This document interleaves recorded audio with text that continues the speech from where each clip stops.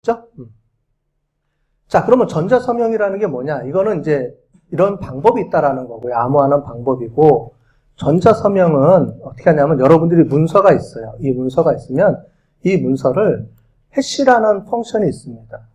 어떤 거냐면 데이터를 이 문서가 뭐 몇백 메가 이렇게 되면은 어렵잖아요. 그래서 얘가 일정한 비트 수만큼만 128비트랑 이렇게 비트만 해가지고 요거를 펑션으로 해서 만듭니다. 모든 문서를 일정한 숫자 코드로 만들어내요. 그 지문이라고 여기서 표현을 합니다. 그래서 여러분들이 어떤 문서를 내든 특이하게 어떤 번호를 추출해내요. 어떻게 추출하냐면 해시 펑션이라는 일종의 알고리즘이 있어요. 이건 몰라도 돼요. 그냥 그런 거에 의해서 누구나 다 이렇게 만들어낼 수가 있습니다. 그럼 얘를 어떻게 하냐면 여러분들의 개인 키, 프라이머리 키, 내 비밀번호로 이 번호를 암호화시키면 아무도 모르는 이런 암호가 만들어지죠. 그죠? 이 암호하고 이 문서를 같이 해서 내가 보냅니다. 이렇게. 그러면 B라는 사람은 얘를 받아서요. 이 데이터가 있으니까 이 데이터를 해시 펑션에다가 해서 돌리면 이게 떠요. 그런데 요거 받은 거 있죠. 여기서 보내준 거. 얘가 보내준 요거는 어떻게 하냐면 이 사람의 내 공개키로 풀면 원래가 나옵니다. 얘랑 매칭시켜서 볼 수가 있죠. 매칭이 되면 A라는 사람이 진짜 보냈구나 이렇게 이해를 해서 쓰는 방법이 있어요. 그러니까 이런 거를 우리가 전자서명이라고 합니다. 그래서 이게 같은 내용이에요. 이렇게 해서 요거를 좀 말을 좀 풀어서 그림으로 설명해 놓은 겁니다.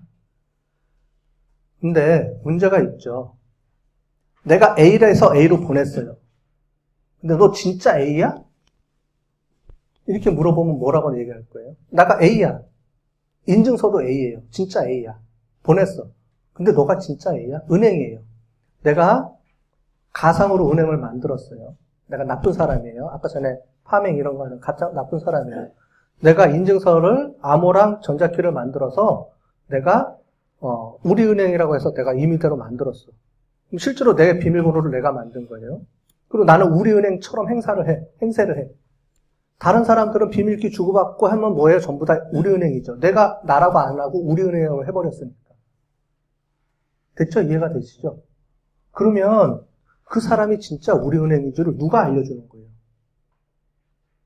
키를 만들 때는 내가 난지 몰라요. 내가 나라고 그러면 A라고 하면 그냥 A인 거고 B라고 하면 B인 거고 누구나 다. 근데 진짜 그 사람이 은행인지 진짜 그 사람이 A인지 B인지를 어떻게 알아요? 모르잖아요. 그래서 어떻게 해주냐면 이 전자서명에 사용하는 비밀번호랑 이 사람이 A라는 사람인지 우리은행인지 아니면 정부인지 동사무소인지를 인증을 해줘요. 누가요? 국가기관에서. 그걸 인증기관이라고 합니다. 대부분은 그래서 여러분들이 공인인증서를 할 때 두 가지 종류가 있어요. 하나는 은행에서 발급해주는 인증서가 있어요. 알죠? 그거는 은행에서 보증을 해주는 거예요, 여러분은. 이 사람은 우리은행에 계좌번호를 있습니다. 실명제하죠, 다. 실명제를 하기 때문에 이미 은행은 여러분들의 정보를 다 확인하고 있어서 A가 진짜 A인지를 알 수 있어요. 그래서 처음에 할 때 여러분들 은행을 가셔야 돼요. 처음에 인증서 만들 때는 은행에 직접 찾아가서 내 주민등록증 다 꺼내 보내주고 진짜 나인지를 다 확인한 다음에 은행으로부터 공인인증서를 받은 다음에 그 다음부터는 이제 재발급은 가능하죠. 처음에는 은행에 가서 무조건 나인지를 인증을 꼭 받아야 돼요. 진짜 A가 A구나 라는 거를 받아야 돼요. 이거는 실물이에요. 실물에서 쓰는 겁니다. 암호화하고는 상관이 없어요. 암호화하고는 상관없이 진짜 A가 A인지를 누군가는 인정을 해줘야 되는 거예요. 그래서 그거를 국가기관에서 하는 것도 있지만 은행에다 맡겨놓습니다. 은행은 이미 다 알고 있으니까. 그렇게 해서 여러분들 공인인증서를 은행이 다 알고 있고 내가 쓰는 공인인증서를 은행이 다 인정해줬기 때문에 어디서든 쓸 수가 있어요. 그런데 간혹 가다 보면 이런 게 있어요. 공인인증서 은행 거 안 받아줍니다. 이런 경우가 간혹 있어요. 그러면 어떻게 해야 돼요? 우리나라에 인증서를 인증해주는 기관이 6개인가 있어요. 정부에서 인증 허가받은 사람들이 있어요. 그 사람한테 가서 여러분들 서류 다 띄어갖고 가서 확인받아야 돼요. 그렇게 해주는 게 있습니다. 그래서 인증서 종류가 두 가지를 써요. 우리나라에서. 하나는 은행에서 인정해주는 공인인증서 똑같이 쓰고 또 한 가지는 국가에서 인증해주는 인증기관에서 발급받은 공인인증서를 또 써야 돼요. 또 두 가지가 있습니다. 얘는 뭐냐면 진짜 A라고 내가 밝혔는데 그 사람이 진짜 A인지를 정부가 인정해주는 거예요. 그래야지만 서로 가능하겠죠. 그게 바로 인증기관이 있어야 된다는 거예요.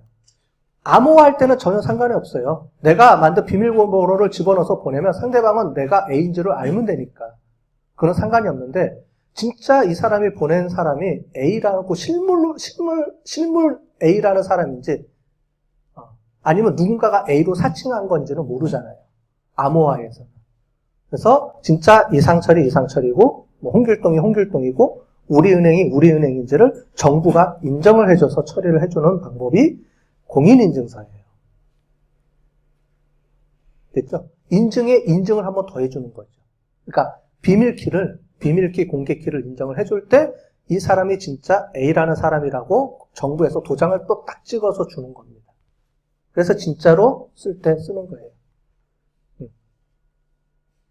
됐죠? 그래서 이렇게 써주는 겁니다. 전자인증서, 공인인증서라는 게 이거예요.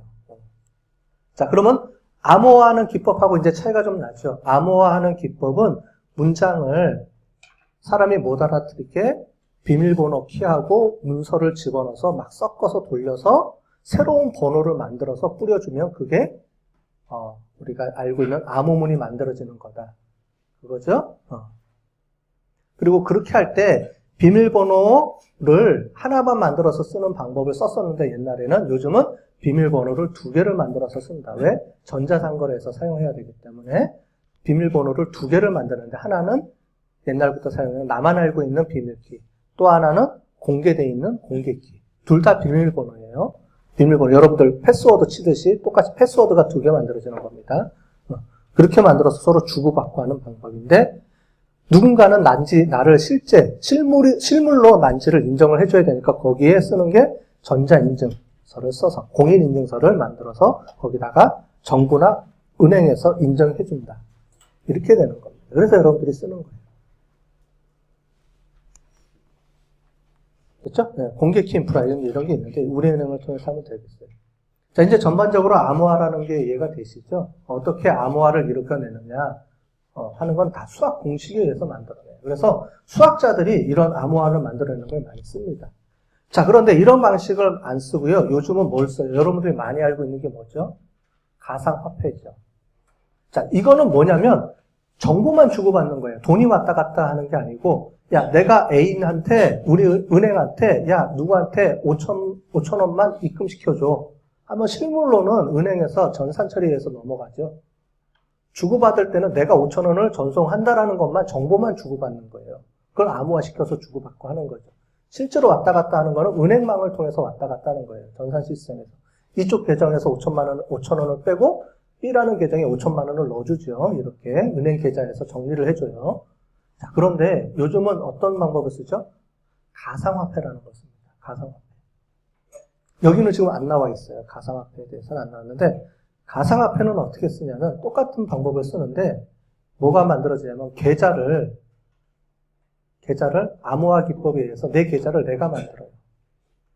은행이 인정해주지가 않고요. 내가 나를 인정해줍니다. 그러면서 내가 B라는 사람한테 보낼 때 B라는 사람의 계좌번호를 만들어서 움직입니다. 자, 우리 아까 전에 잠깐 보시면 이제 요거랑은 상관이 없는데 내가 뭐를 만들냐면은 공개키, 즉 공개키,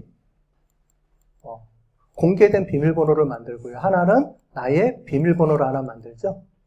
그죠? 가상화폐에서는 이 공개키가 뭐냐면 계좌번호예요. 얘를 계좌번호로 씁니다. 무슨 말인지 이해가 되시죠? 그래서 내가 임의대로 막 만들어요. 계좌를. 내 임의 계좌를 막 만들어요. 무슨 말이냐면 내 공개키를 막 만든다는 소리예요. 그거가 다 뭐가 되냐면 계좌번호를 쓴다는 겁니다. 그걸로. 은행처럼 은행은 누군가가 딱 정해져서 계좌번호를 이 사람이 진짜인지 아닌지를 다 하죠. 가상화폐는 몰라요. 누군지를. 돈만 왔다 갔다 해요. 진짜 돈만 왔다 갔다 하는 거예요. 그러니까 걔는 실제 돈을 보내주는 거예요. 다. 가상화폐로서. 그게 블록체인 화폐예요. 그래서 서로 주고받는 겁니다. 근데 계좌번호를 은행이 관리하는 게 아니고 내가 관리하는 거예요. 내가 진짜 나고 내가 돈을 만들어서 은행에 돈을 사서 나한테 받아서 내가 가상화폐를 만들어내서 뿌려주고 받고 하는 거예요. 유일하게 비밀키는 나만 알고 있죠? 그럼 상대방도 내가 상대방한테 돈을 주고 싶다고 그러면 어떻게 줘요? 상대방의 공개키, 공개된 그 사람이 만들어놓은 공개키 글로 보내주면 돼요. 그게 계좌번호니까. 그래서 서로 암호를 주고받고 하는 거예요. 문서가 뭐예요? 문서가 돈이에요. 말하자면. 그래서 서로 돈을 주고받고 하는 거기 때문에 절대 내가 누군지를 몰라요. 그래서 가상화폐는 익명성이 보장된다는 거예요. 여러분들 현금 주고받으면 누구한테 줬는지 기록 안 남죠? 그게 가능하게 된 게 바로 이겁니다. 블록체인 방법에서 쓰는 암호화 기법이 바로 이런 방법을 써서 화폐를 진짜 가상으로 보내주는 화폐에 대한 익명성을 보장해주는 거예요. 왜냐하면 컴퓨터는 전부 다 로그 기록이 다 남죠. 그래서 추적이 다 돼요. 그래서 화폐로서 어떻게 쓸 수 있다 없다 이거에 대한 고민이 많았었는데 그거를 이 기법을 이용함으로써 해서 그걸 없애서 익명성을 보장할 수 있게 일반 화폐처럼 쓸 수 있게 만들어내는 게 그게 가상화폐 기능이고요. 그런 가상화폐 기능의 알고리즘이 요게 녹아져 들어가 있는 거예요. 물론 암호화 기법은 조금 틀립니다. 그러니까 알고리즘이 여기서 설명을 못 드리고 무슨 수학적 공식에 의해서 만들어내요. 그래서 보시면 이런 암호화 룰이 있어요. 이런 룰이 좀 어렵죠? 이 룰에 의해서 이렇게 그러니까 뭐 이런 방법이 있습니다. 나중에 보시고 싶은 분들은 들어가서 인터넷으로 찾으면 여러 가지 방법이 나와요. 어쨌든 이런 방법을 쓰고 있습니다. 태어나서 이런 얘기 처음 들어보시잖아요. 그죠? 자, 그런 게 있습니다. 자, 빨리 마무리를 하고 끝냅시다. 좀 오래 했는데, 미안합니다. 너무 오래 했네. 자, 시스템 가용성 확보하는 거는 뭐냐면 시스템에 이제 문제가 생기면 복구를 해야 되는 거니까, 시스템을 잘 돌릴 수 있도록 정지 시간 없이 해야 되는데, 지난번에 봤던 KT 같은 경우에 망가져서 일주일 걸린대죠? 대란이 일어났죠. 이러면 안 되는 거예요. 원래는 망가지자마자 바로 다른 시스템을 우회해서라도 할 수 있도록 만들어내야 된다고 그랬죠. 만들어내는데 우리는 KT가 자기 망이 쓸 수는 없잖아요. 그 망가져 버렸으니까. 그래서 원래는 SKT라든가 어디죠? LG라든가 이런 거랑 서로 연동해서 협의가 맺어져서 써야 되는데 서로 경쟁자니까 안 빌려주는 거죠. 그래서 지금 그거를 요번 기회를 통해서 서로 임대해서 그래서 불편 없이 100% 가동할 수 있도록 만들어주자라는 게 지금 논의해보자 이런 얘기가 나오고 있죠. 요번 기회를 통해서 하자라고. 원래는 그렇게 하기 전에 이미 리커버리 시스템이라든가 이런 정책이 만들어져 있어야 되는데 이게 문제가 됐었고요. 그 다음에 뭐 트래픽 통제도 해야 되고 나머지는 뭐 일반적인 얘기니까 넘어가고요. 자, 클라우드 컴퓨팅에서는 이제 우리가 클라우드 컴퓨팅을 빌려 써야 되는데 내 게 아니고 남의 거잖아요. 말하자면. 그럼 그걸 어떻게 통제할 거냐에 대한 부분이에요. 아까 전에 보안 정책이라든가 이런 거. 근데 오히려 여러분들이 우리가 웬만한 업체에서 보안하는 것보다 훨씬 보안이 잘 돼 있어요. 당연히 여기는 전문 업체잖아요. 그죠? 훨씬 잘 돼 있어요. 제가 보기에는 앞으로는 대부분 자기 거 갖고 있지 않고 다 클라우드로 갈 거예요. 임대해서 쓰고 싸고 편리하고 유지 보수 잘 되고 100% 다 유지가 되고 중간에 브레이크가 안 일어나고 다 되니까. 그런데 이것만 딱 보시면 됩니다. 이거 하나만. 서비스 레벨 어그리먼트라는 용어가 있어요. 이거는 많이 쓰는 용어예요. 뭐냐면 내가 그 사람하고 계약을 맺을 때 야, 이런 수준까지는 꼭 네가 해줘야 돼. 이겁니다. 우리 학교도요. 외부 업체에다 맡기거든요. 해서 아웃소싱을 줘요. 주면 이런 겁니다. 만약에 네트워크에 만약에 문제가 생기면 1시간 안에 와줘야 돼. 그리고 해결을 2시간 만에 해결을 봐야 돼. 그게 안 되면 너 벌금을 물릴 거야. 이거예요. 그래야지만 빨리빨리 움직이죠. 여러분들 저기 뭐냐면 뭐죠? 요즘 경찰 뭐죠? 갑자기 이름이 내가 생각이 안 나지? 텔레카하고 뭐 이런 뭐죠? S1 이런 데서도 오면은 경보음이 울린 지 몇 분 만에 와야 돼요? 그게 다 있죠. 그거를 초과하게 되면 그 사람 페널티를 물어요. 그죠? 순식간에 출동해서 와야 돼요.